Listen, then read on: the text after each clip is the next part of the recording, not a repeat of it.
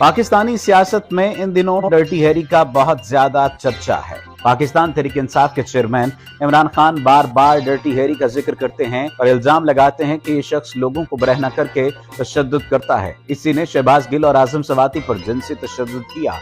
इमरान खान की जानिब से बार बार डर्टी हैरी का नाम लिए जाने पर पाकिस्तानियों के जहन में ये सवाल गर्दिश कर रहा है कि आखिर ये शख्स कौन है। नाजरीन, अगर सादा लफ्जों में बयान किया जाए तो डर्टी हैरी एक इस्तिलाह है जो मगरिब में मावराए कानून काम करने वाले पुलिस अफसरान के लिए इस्तेमाल की जाती है।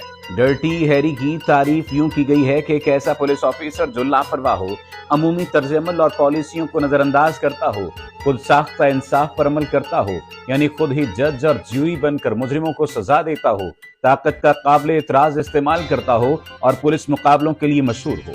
इसका बैकग्राउंड कुछ यूं है कि सन 1971 में अमेरिका में एक फिल्म बनी थी जिसका नाम डर्टी हैरी था। ये फिल्म एक ऐसे वक्त में मंजर-ए-आम पर आई थी जब अमेरिका में जुर्म की शरह बहुत ज्यादा थी। इस फिल्म की कहानी एक ऐसे पुलिस ऑफिसर के गिर्द घूमती है जो मुजरिमों को पकड़ने के लिए किसी भी हद तक जाने के लिए तैयार रहता है। यही वजह है कि लोगों की जानिब से इस फिल्म को खूब पसंद किया गया। यही नहीं बल्कि इस फिल्म को बेतहाशा अवार्ड्स भी मिले। फिल्म की कहानी कुछ यूं शुरू होती है कि एक ज़हनी मरीज स्नाइपर जिसको स्कॉर्पियो के नाम से जाना जाता है, एक खातून को उसी के रूफटॉप स्विमिंग पूल में गोली मार कर कत्ल कर देता है। इस कत्ल के साथ स्कॉर्पियो एक नोट छोड़ता है जिस पर लिखा होता है कि उसे $1,00,000 तावान अदा किया जाए वरना वो और भी लोगों की जान लेगा। कातिल का ये note police inspector Harry Callahan के हाथ लगता है। इस दौरान शहर का मेयर पुलिस के साथ मुशावरत करता है और फैसला करता है कि तावान अदा कर दिया जाए। मेयर के इस फैसले की इंस्पेक्टर हैरी कैलाहन मुखालफत करता है। जब लंच का टाइम होता है तो एक बैंक में डकैती की इत्तला मिलती है।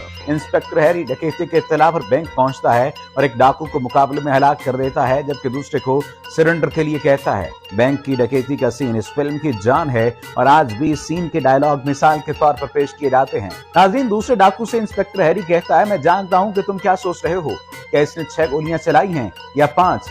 खैर, मैं तुम्हें सच बताता हूँ, मैं इतना पुरजोश हूँ कि खुद भी भूल गया हूँ कि मैंने कितनी गोलियां चलाई हैं। मेरे हाथ में इस वक्त मैग्नम .44 गन है जो दुनिया की सबसे ताकतवर पिस्टल है। तुम्हें अपने आप से ये सवाल पूछने की जरूरत है कि आज तुम्हारी किस्मत कैसी है। इसके बाद डाकू जैसे ही बाहर आता है तो इंस्पेक्टर हैरी उसे सरेआम सर में गोली मारकर कत्ल कर देता है।